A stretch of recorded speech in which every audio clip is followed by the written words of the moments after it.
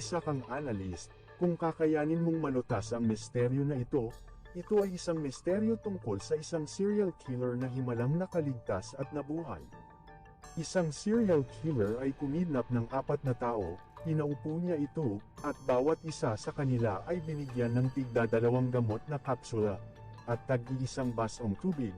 Sinabi ng serial killer na isa sa mga gamot ay nakakalason, at ang isa ay hindi. Pumili ng isang gamot at inumin ito. Ang hindi nila mapipiling inumin ay ito ang iinuman ng kidnapper. Kinuha ng kidnapper ang hindi nila napili at ininom niya rin ito. Sa kasamaang palad lahat ng hostage ay nalason at namatay at ang kidnapper ay buhay. Ang misteryo ay paano napili ng mga biktima ang lason at napili naman ng kidnapper ay yung hindi nakakalasong tableta. Aling salita ang nagiging mas maikli kapag nagdagdag ng 2 letra dito?